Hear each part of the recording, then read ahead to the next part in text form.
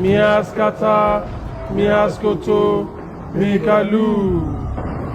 Miaskata, Miaskoto, Mikalu. Miaskata, Miaskoto, Mikalu. But there was a certain man called who? Simon, who previously practiced sorcery in the city. To him, people's problems were catalysts of his personal glory. He's like a deity to them. When he's coming, they have to put clothes on the floor. I'm told that you're only here. They have to wash the floor because the great power of God is on his way. These are sensibilities of dark men. Why do they display the miracles? To get your attention. When they get their attention, you can be possessed with the gods or the spirit that represent.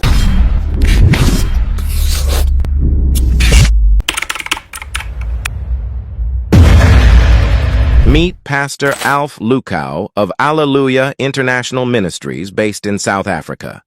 During one of their ordination ceremonies, he led a group of his pastors into what may be viewed as initiation ceremony into something dark. From the staff he was holding to the dress code of the day, it made the ceremony look more demonic or occultic rather than an ordinary ordination ceremony. And here are some questions that many people who have not been blinded by religion ask themselves. Why would the pastors wear red robes like an occultic fraternity going for an initiation ceremony? Did this pastor initiate them into occultism? And why were all these pastors so blind not to see that the event was not godly? And to crown it all, the way this pastor laid his hand on the foreheads of these pastors was just weird. Just have a look at what his thumb was doing on their foreheads. Is that normal? And instead of normal waving, they were using the V sign during this ceremony, which symbolizes peace or victory. However, it could be having other meanings in such a dark environment. Then we have a dance which is not really ballet dance, but a dance of destruction happening at the center of the ceremony. Was it to invoke the god of destruction, Lord Shiva, who uses the same dancing moves in Hinduism? A lot of questions indeed. It will be remembered that this same pastor faked a resuscitation of one guy who was placed in a coffin. In the drama, the pastor is believed to have paid the guy to act as dead and be put in a coffin, and the pastor will bring him back to life. Later, this controversial South African preacher confessed that the whole thing was stage managed. The man was not dead and has never been in the mortuary. This man died since Friday. But how can this guy be dead for 3 days, yet he is breathing as seen in the video? Elliot. Jesus. Lift your hands. Lift your hands. My good God. And after calling the guy without response, he decided to pull a trickery drama right before the cameras. And trust his gullible followers, they believe the guy was dead, yet he is breathing. But they have to cheer up their papa as he deceives them.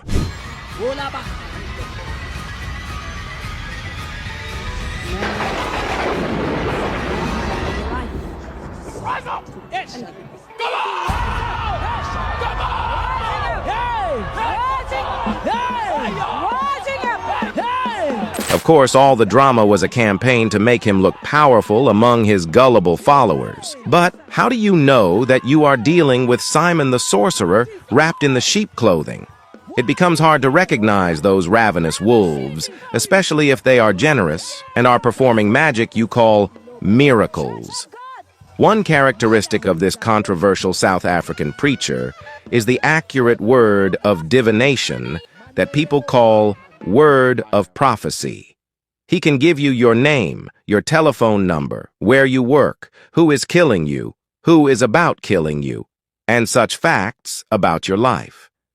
However, he will never tell you facts about your heart. That's how you differentiate a sorcerer from a true man of God.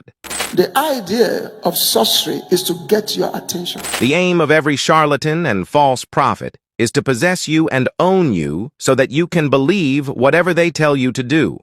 This is why they tell you factual things, display miracles in your sight, and give you accurate facts about your life. Listen to how Apostle puts it. Let me tell you the power of being attentive, especially to the wrong thing. Write the word possession down. Possession. Possession. The word possession means to own and to control. To own and to do what? Control.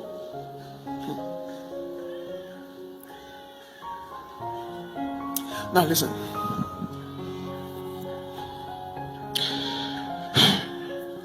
The Bible says, looking unto Jesus, the author and finisher of your faith.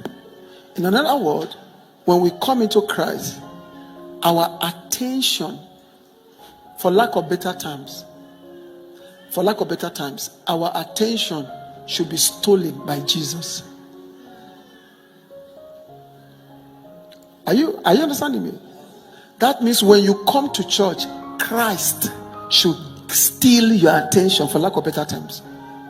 That means he should become the center of your focus, the center of your heartbeat, the center of your life.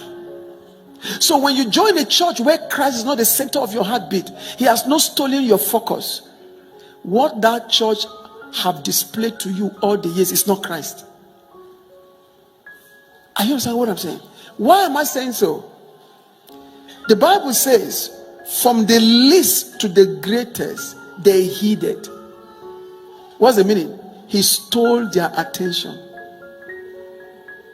He got their attention. Why do they display the miracles? To get your attention. Why did they give you on point prophecies? To get your attention. Why did they tell you factual things? The key into the spirit of divination and the star to get your attention. There's a dimension of astrology that people tap into and they know everything about your life.